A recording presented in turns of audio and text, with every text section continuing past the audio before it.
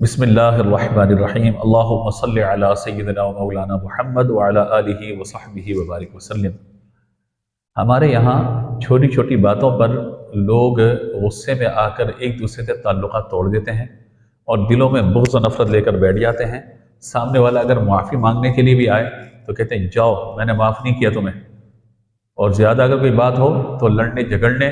گالی گلوچ، بدتمیزی، بے تہذیبی کے ساتھ لوگ ایک دوسرے کو جواب دے رہے ہوتے ہیں۔ یاد رکھیے کہ ہم سب انسان ہیں اور انسان خطا سے پاک نہیں ہوتا سوائے اللہ تبارک و تعالیٰ کے نبیوں کے۔ وہ تو معصوم ہوتے ہیں اللہ کے نبی، ان سے تو کوئی خطا یا گناہ کا احتمال ہی ممکن نہیں ہے۔ لیکن ہم جو انسان ہیں، عام بشر ہیں، ہم سے غلطیاں بھی ممکن ہیں، خطا بھی ممکن ہے، سہو بھی ممکن ہے، گناہ بھی ممکن ہے۔ لہذا جب بات ہوتی ہے کہ غلطی ہو جانا تو انسان ہے ظاہر کہ غلطی تو ہو جائے گی،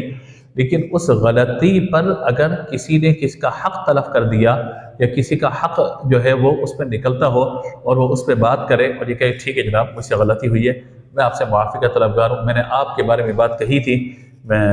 لا علم تھا یا مجھ سے خطا ہو گئی ہے، مجھے نہیں کہنا چاہیے تھا، اور میں اللہ کی رضا کے لیے آپ سے معافی مانگتا ہوں، آپ بھی مجھے اللہ کی رضا کے لیے معاف کیجئے، تو پھر سامنے والے کو چاہیے کہ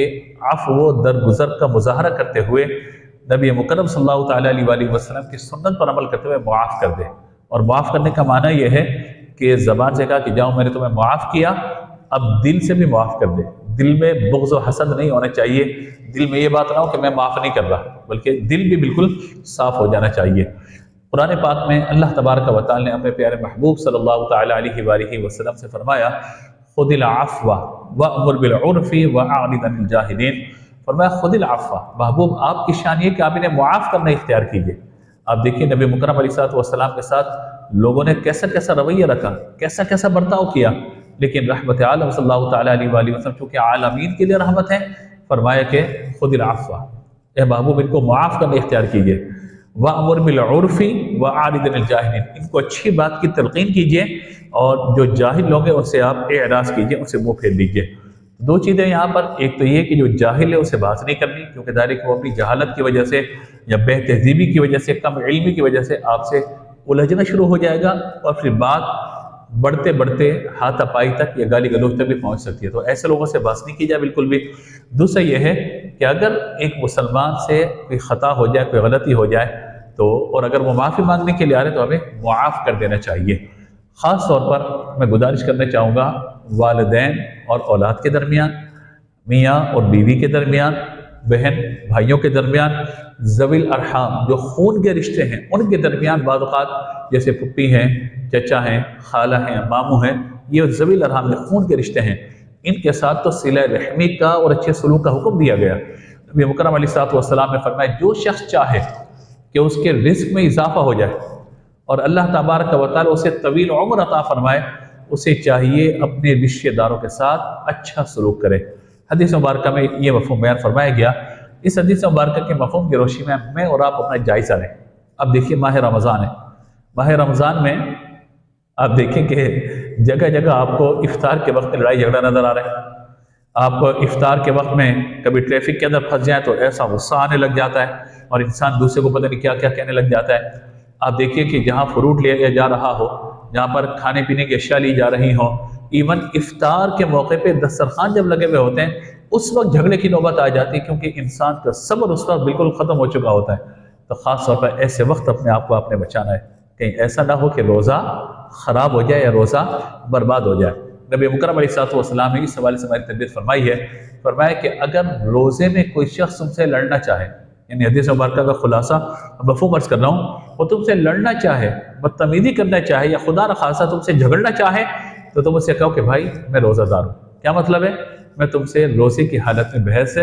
نہیں کروں گا، کیونکہ عام حالت کے اندر بھی یہ مناسب نہیں ہے، لیکن روزے کی حالت میں تو اور زیادہ پھر احتیاط کی ضرورت ہے۔ آج کا دور ہمارا ایک دوسرے کو معاف کرنے میں کمی کا دور ہمیں محسوس ہوتا ہے۔ یعنی استاد ہے،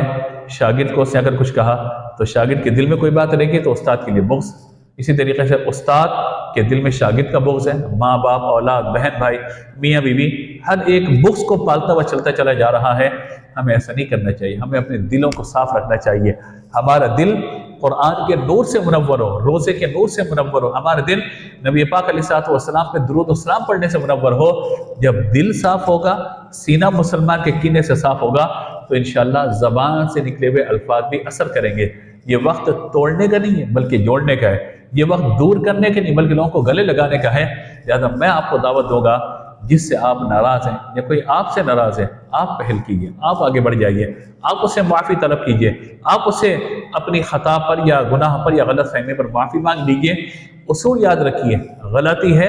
قبول کیجئے، اس کو مان لیجئے، اور اگر غلط فہمی ہے تو اس کو دور کر دیجئے، تاکہ دل صاف رہیں اور دل اللہ تبارک و تعالیٰ کی محبت کا مسکن اور نبی مکرم علیہ الصلوۃ والسلام کی یاد سے معمور رہیں، آباد رہیں۔ اسی میں ہم سب کے لیے نجات ہے، بھلائی ہے، وگرنہ کہیں ایسا نہ ہو آج ہم اللہ کی مخلوق کو معاف نہ کریں، اور قیامت کے دن کہیں ایسا نہ ہو کہ اللہ تبارک و تعالیٰ فرمائے کہ تو نے میرے بندے کو معاف نہیں کیا تھا، وہ تیرے پاس معافی مانگنے کے لیے آیا تھا اور آج تجھے بھی معاف نہیں کیا جائے گا۔ اللہ اکبر۔ اگر قیامت کے دن کہیں ایسا نہ ہو کہ اللہ تبارک و تعالیٰ کی طرف سے پیغام دے دیا جائے، اے بندے تو نے میری مخلوق کو معاف نہیں کیا تھا نا، میرا بندہ تیرے دروازے پر آیا تھا چل کر، تجھ سے معافی مانگنے کے لیے آیا تھا، تو نے معاف نہیں کیا تھا نا، میری بندی جو تجھ سے معافی مانگ رہی تھی اور تو اس کا شوہر تھا، ایک بیٹی معافی مانگ رہی تھی تو اس کا باپ تھا، ایک بہن معافی مانگ رہی تھی تو اس کا بھائی تھا، اب تو نے انہیں معاف نہیں کیا تھا، جا آج ہم تجھے معاف نہیں کریں گے۔ بتائیے قیامت کے دن کیا ہوگا پھر؟ تو لہذا حقوق العباد کا معاملہ بہت سخت ہوتا ہے، لہذا کوشش ہمیں کرنی ہے کہ اللہ تبارک و تعالیٰ کی رضا کے لیے اگر کوئی معافی مانگنے آ جائے تو معاف کر دیں، کوئی اگر معافی مانگنے نہ بھی آئے تب بھی ہمیں چاہیے کہ اپنا دل بڑا کرتے ہوئے عفو و درگزر کا معاملہ کریں۔ یقیناً اس میں اللہ بھی راضی ہوگا، اللہ کے رسول بھی راضی ہوں گے۔ اور یاد رکھیے کہ جب آپ معاف کرنا اختیار کرتے ہیں نا، آپ اپنے دوستوں کو بڑھا رہے ہوتے ہیں، آپ اپنے دوستوں میں اضافہ کر رہے ہوتے ہیں، آپ اپنے محبت کرنے والوں میں اضافہ کر رہے ہوتے ہیں، آپ لوگوں کی محبتوں کو سمیٹ رہے ہوتے ہیں۔ اگر آپ غصہ کریں گے، گالی گلوچ کریں گے، بدتمیزی کریں گے، جھاڑتے رہیں گے لوگوں کو اور لوگوں کو بات بات پہ ٹوکتے رہیں گے، تو یاد رکھیے لوگ آپ کے قریب نہیں ہوں گے۔ لوگ ہمیشہ